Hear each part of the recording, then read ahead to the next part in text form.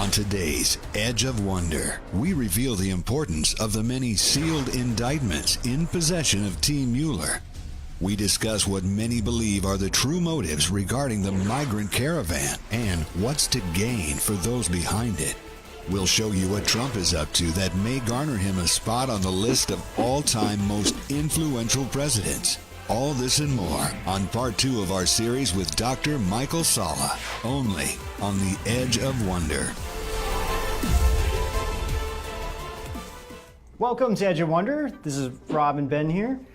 Again for part 2 with our very special guest, Dr. Michael Salla. Again, Dr. Salla, thank you so much for joining us. Thank you for having me. I'm looking forward to the interview. All right, thanks. Great.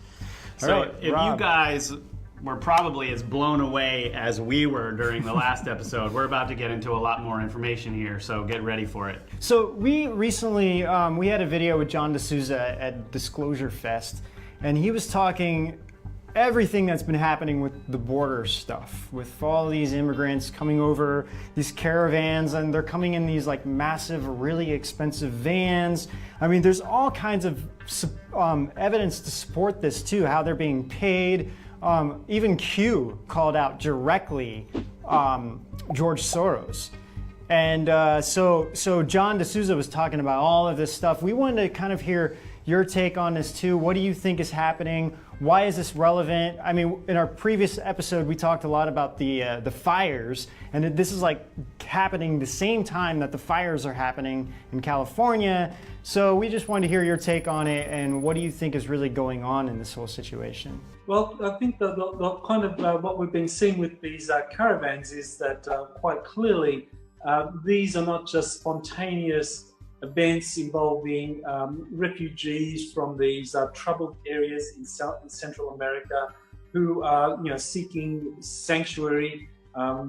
This is not something that is unorganized, that there has been an entity behind it that has been deliberately contriving this to manufacture a crisis in the United States. And of course, we've had a number of these caravans, and up until the midterm elections, I think that the real purpose of the caravans was to kind of create a wave of sympathy, to kind of like generate a public backlash against Trump for not being more sympathetic for the plight of these refugees, and to kind of manufacture a crisis which would make Trump look bad and kind of like basically get the Democratic voter out there and basically trying to get as many Democrats in so that they could have both the House and the Senate turned over. And so I think that the caravans, this was one of the major goals, and as far as achieving a majority in the House, they were successful in that regard. So, and this is part of the reason why I think the caravans were funded. Groups like the Soros Foundation was behind the funding of the caravan.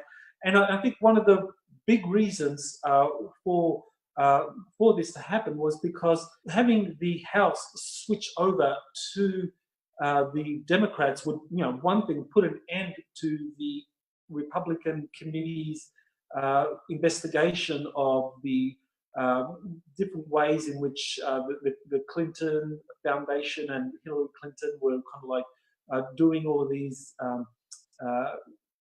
things that were very questionable, as well as the espionage conducted against the Trump campaign, to put an end to all of those investigations and to instead bring up new investigations which would basically hamstring the Trump administration throughout the rest of his tenure, whether it's just up until 2020 or beyond. So that was one of the main goals behind it. Now, the question is whether that's going to be successful, given what we know of these sealed indictments as they're unsealed and many people prosecuted and much information is brought forward. Is the fact that people that were behind the kind of creation of these caravans of migrants are actually going to be brought up to charges of subverting the United States during a time of war, which means that they would be brought up in military trials. So Soros and all of the people that manufactured these caravans to try and undermine the Trump administration, to try and affect the outcome of the midterm election, that these people will actually be tried in military courts in Guantanamo and held in Guantanamo because of their involvement. So this is how, you know, it will backfire on the people involved in these caravans. So it's going to be shown that these were not just spontaneous events arising out of the misery of people in Central America, and I'm sure that many of them there are truly oppressed by these drug cultures and gangs down there, and really need sanctuary and need help. And I think that I'm in favour of all of that. But of course, that has to be done in a way that has to be lawful, rather than having someone like George Soros manufacture caravans to bring them up to the US to influence an election, to undermine an administration. Now, the big mistake for Soros and all the people involved in this was they did it during a time of war, because the United States technically is still under the kind of the 9/11 responses that the House and the Senate agreed to in a joint resolution. So the justification for the use of military force responding to 9/11, that's in place. And so these are war crimes that can be tried in military trials, and that's what we're going to be seeing in the months ahead. And I think this is where we're going to have a lot of information come forward.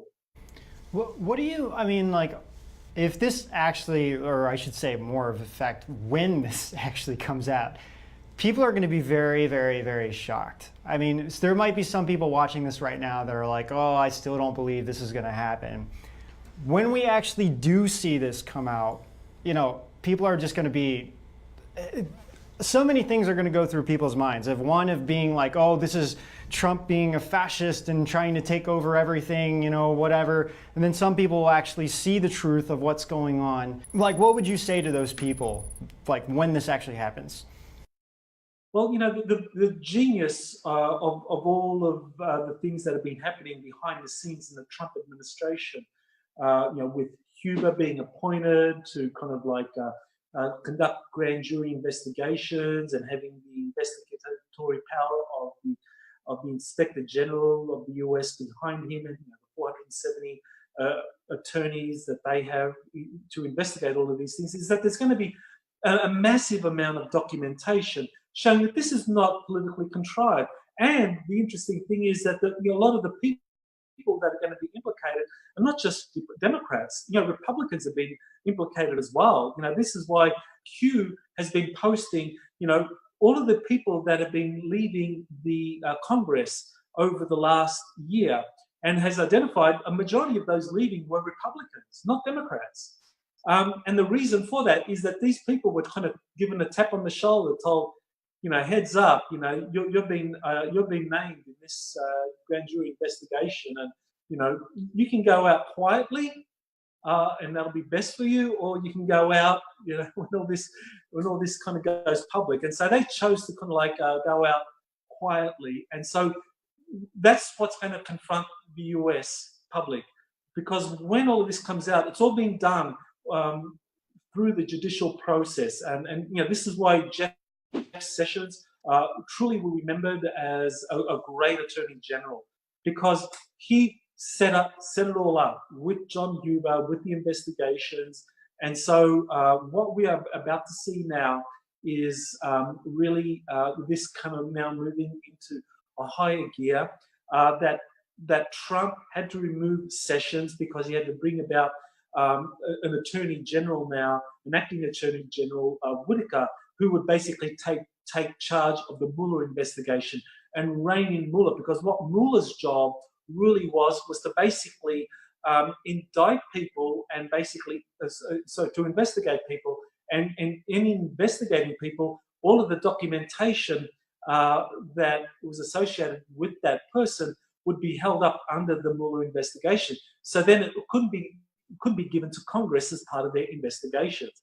So by reining Mueller in to just conduct the kind of focused investigation into these alleged collusion with Russia, basically what Whitaker has done is to ensure that Mueller doesn't impede the unsealing of the indictments by basically saying that, no, you can't unseal these documents because this is part of my investigation into this particular event that I'm looking into. So Whitaker had to come in to basically circumscribe the Mueller investigation to just the core mandate of the Russia collusion, and not go into this kind of extended fishing expedition that Mueller was doing under the expanded authority given to him by Rod Rosenstein.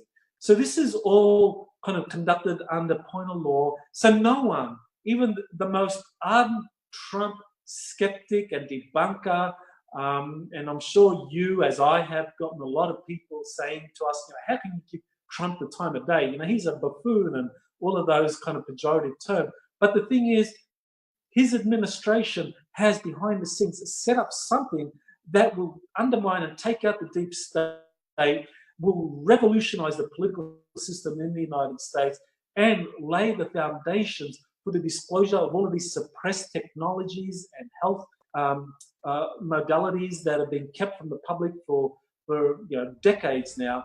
And I think at the end of the day, people are going to look at the Trump administration as really having done something heroic. That Trump will be remembered as someone as great as Lincoln. Lincoln preserved America during the Civil War. Trump preserved America through this shadow civil war that the deep state had orchestrated. Well, Dr. Sala, you said that better than we ever could have, so thank you very much. Well, yeah, and then so some people watching this are like, okay, what are you guys talking about? But there's so many things that Trump has done that the media hasn't covered. I mean, he stopped World War III with North Korea. I mean, he stopped the nuclear attack. He's completely stopped ISIS. You don't hear about these things at all in the media. The media is just a propaganda machine, well, right? yeah. The mainstream media, right? Aside from a small few that are actually doing their job.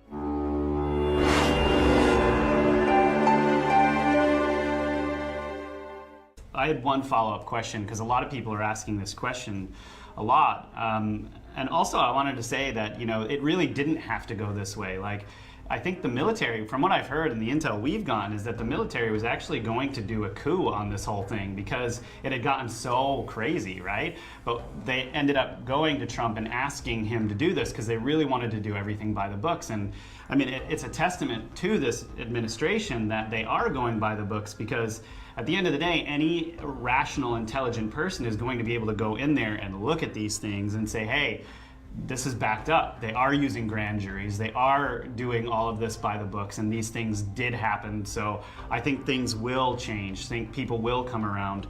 But the question I wanted to ask you, Dr. Sala, is about Soros. So a lot of people are bringing Soros up. He's constantly like the infamous man of the deep state in a lot of ways. Well, there's even a White House, what's that, like a petition. So there's even a White House petition that is trying to get the White House to label him as a terrorist. Right. So what do you think is going to happen to him? How do you see this timeline going with him? Because he's such a high-level guy, I'll be nice, in the deep state. What do you think? Tell us a little bit about that. Well, he's definitely a big fish. He's a major fish in the deep state. And I think there's no doubt that he has been behind a number of domestic and international movements that have been detrimental to the U.S.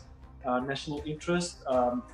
During and after the elections, the 2016 elections, the 2017, before the inauguration, Soros was actually funding groups whose job was to basically create a climate of political violence and tension that could basically provide the pretext for Obama stopping the inauguration of Trump going forward. So there was a deliberate attempt to subvert the US Constitution in preventing a lawfully elected president from coming into power.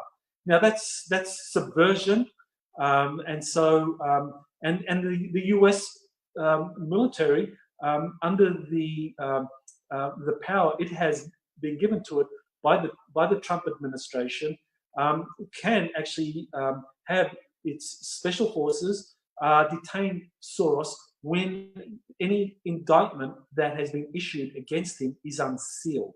So I bet that as soon as they're ready to unseal those indictments, you're going to have US special forces going to whatever location Soros is, on planet or off planet. You know, I mean, we've got to even consider that, off planet. The deep state has assets off planet. And they will detain Soros and bring him in for military trials in the US. Because the thing is, he's a big fish, and the thing is, once the other people in the deep state see that the Trump administration can bring in or rein in someone like Soros, then they know the game's up. Now, the thing is, George Bush just died, or his death was recently announced. As to when he died, we're not quite sure. But George Bush was a major player within the deep state, and his death, maybe it was accidental, or maybe it was something that kind of paves the way for the sealed indictments to move forward, because a lot of people are going to be named. And his name is high amongst the list of those that have done things that have been very detrimental to U.S. national security. So I think everyone is going to be spellbound as these sealed indictments unsealed, and we're going to see the people named. So to give the home audience just a little insight into this, one sealed indictment can carry about 92 or 93 names connected to it, I've heard. Is that correct? Well, a grand jury looks into any issue that is brought to it by the prosecutor. The prosecutor can ask for an indictment, and in that indictment they can have a number of names brought in. So, if, for example, the indictment, any indictment has to be specific, to whatever particular set of issues you're looking at. Now, in that indictment, they can name multiple individuals. So, we have like up to 60,000 sealed indictments, and those indictments can name multiple individuals. So, we can have an enormous number of people that are identified. But of course, there can be a lot of overlapping indictments as well, multiple charges against people. I see. Yeah. I think someone like George Soros, I think he's 30,000 of those. Indictments. Well, hopefully not. But yeah, it's kind of interesting going back to George Soros and actually this whole immigration issue as well. I know recently Epoch Times had an article on their front page actually that talked about some of the people that were there, some of these immigrants that were there were actually forced to protest, and I think like some people got hurt because of the fact that they were forced. It's like in this article there was, the woman was saying that she didn't actually want to go, that they were pushing her to go. And then also I don't know if they reported on this, but also we heard like the tear gas used was there were just like smoke, like it wasn't actually tear gas to create an effect. So when people take photos, it's like, and then, it's very easy. Like you just see somebody crying and you could just take photos and it's like, oh my gosh, they're crying. But it's like maybe this kid was just crying because, he was just unhappy. So it's very easy to manipulate things. So anyway, I just kind of wanted to bring that point up too, kind of relating to George Soros, I guess. But other than that, you also talked about the Constitution.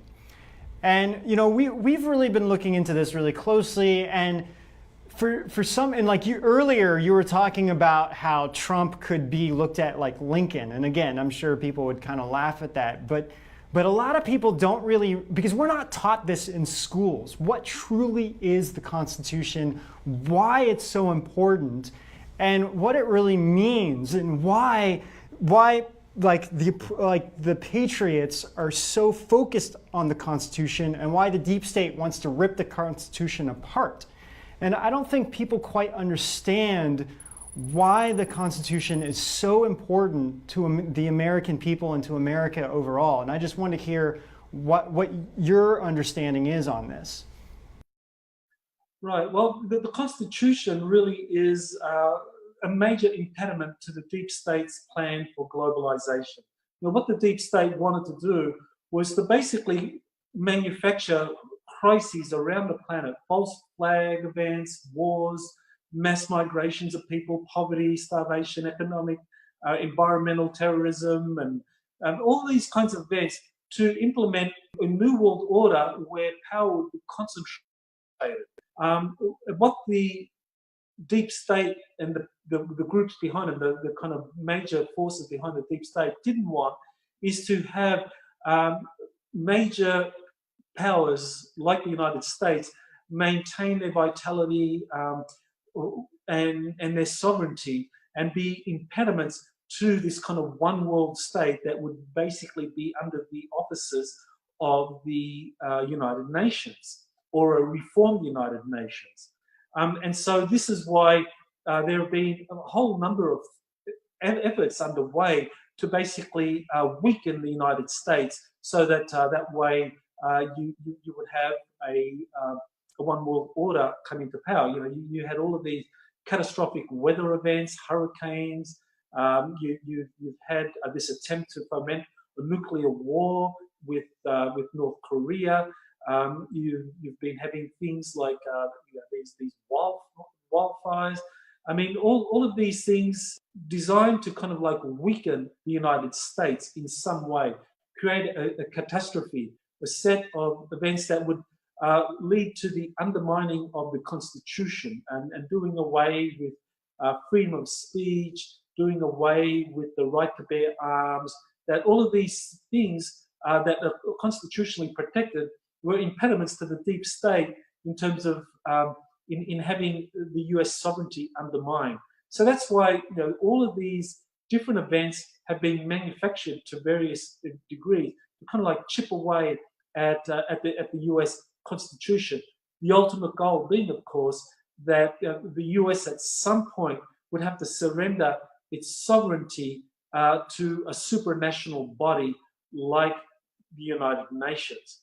But under Trump, that's not going to happen. And even worse, under Trump, you're going to have someone who's going to make deals with China, deals with Russia, Brazil, other major countries to basically have a kind of multipolar system come into power around the planet. So that, rather than having a concentration of political power where the sovereignty of all the major nations are subsumed under a supranational entity, you will instead have a supranational entity really just kind of like implementing the will of the major powers, kind of like the way the United Nations Security Council is structured at the moment. So basically what the United States would ideally like to do is to have that system that we see in the Security Council become the foundation for a new global order where US sovereignty is guaranteed, it has a